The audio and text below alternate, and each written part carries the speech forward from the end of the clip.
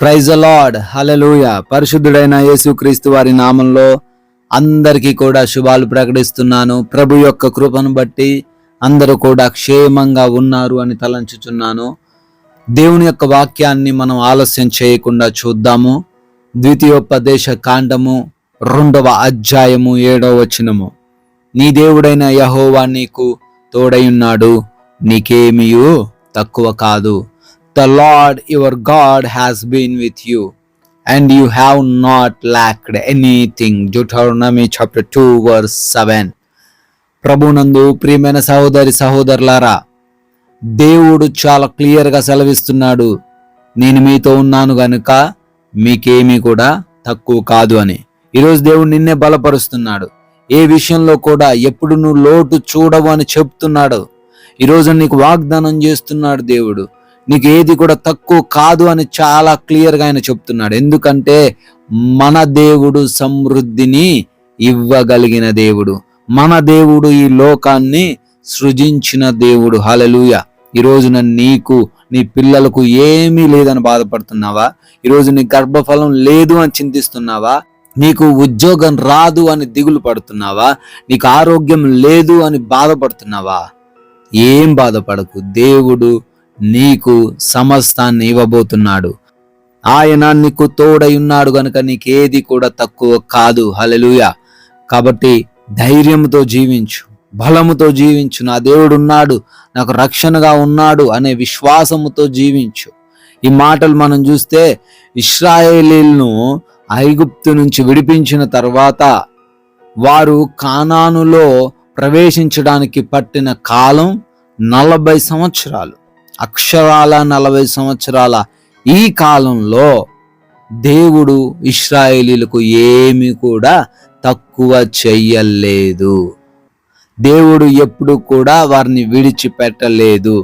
వారు వేసుకున్న బట్టలు, వారు ధరించినటువంటి చెప్పులు ఎన్నడూ కూడా పాతగిల్లలేదు అని వాక్యం చాలా క్లియర్గా సెలవిస్తుంది. కాబట్టి ధైర్యంతో జీవించు. వారిని చూసుకున్న దేవుడు, వారికి రక్షణ ఇచ్చిన దేవుడు, అగ్నిస్తంభముగాను మేఘస్తంభముగాను ఉండి కాపాడిన దేవుడు నిన్ను కాపాడ్డా, నిన్ను రక్షించడా? ప్రభు అయిన యేసుక్రీస్తు వారు శరీర రూపధారి అయి కృపాసత్య సంపూర్ణుడిగా ఈ లోకానికి వచ్చింది తన స్వార్థం కోసం కాదు కదా, మనల్ని రక్షించడానికి. ఆయన రక్తం పెట్టి మనల్ని కొన్నాడట. హల్లెలూయా. మనల్ని అనాథలుగా విడవను అని ఆయన వాక్యం ద్వారా సెలవిస్తున్నాడు. మనం ఒంటరి వారం కాదు, ఏ లోటు కలిగిన వారం కాదు. దేవుడు మనకి తోడై ఉన్నాడు.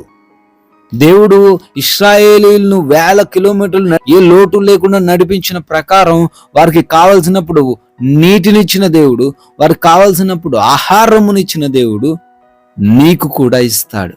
నీకు కూడా సమృద్ధిని దయచేస్తాడు. నీకు కూడా నీ ఆకలి బాధల నుంచి విడుదల ఇస్తాడు.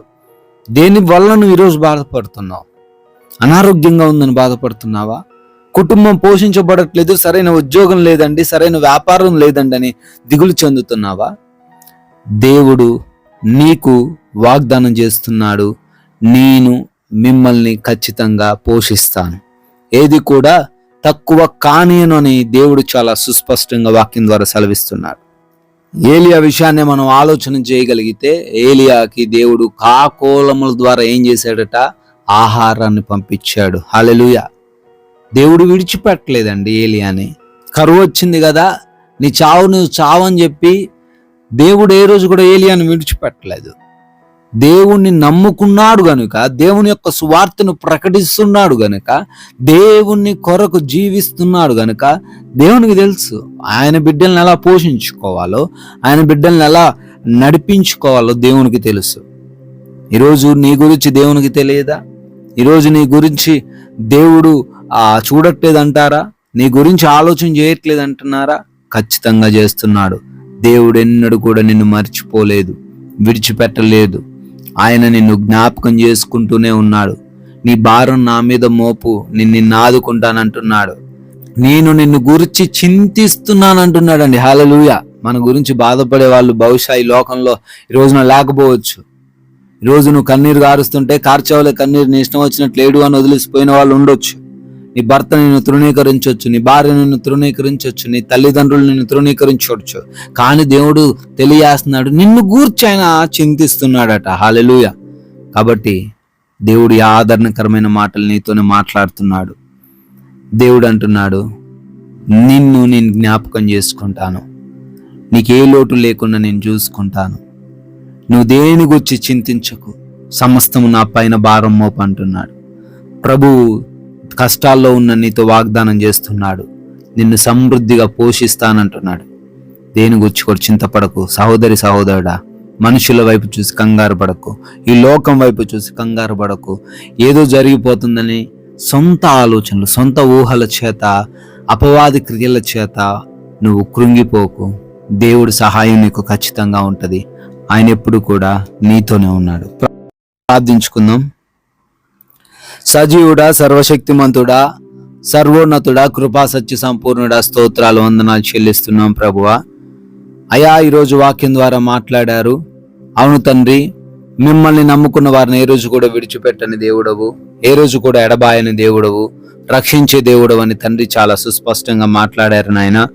అయా, ఈ రోజున ఏ లోటుతో ఉన్నారో, ఏ బాధతో ఉన్నారో, ఏ విషయంలో తండ్రి తక్కువైందని కృంగిపోతున్నారో, అయా మీ యొక్క సమృద్ధిని వారికి దయచేయండి. ఏలియాను పోషించిన విధంగా వారిని పోషించండి. ఇశ్రాయేలీయులను 40 సంవత్సరాలు పోషించిన రీతిగా వారిని పోషించండి నాయన. వారికి ఏదైతే తక్కువగా ఉందో అది సమృద్ధిగా మీ కృప చొప్పున అనుగ్రహించమని, మహిమైశ్వర్యమును వారి ఎడల మీ కుమ్మరించమని అడుగుతున్నాం ప్రభువా. ఈ సమయంలో ఈ ప్రార్థనలు ఏకీభవిస్తున్న ప్రతి ఒక్క బిడ్డను బట్టి అడుగుతున్నాము, అద్భుతమైన కార్యాలు జరిగించండి.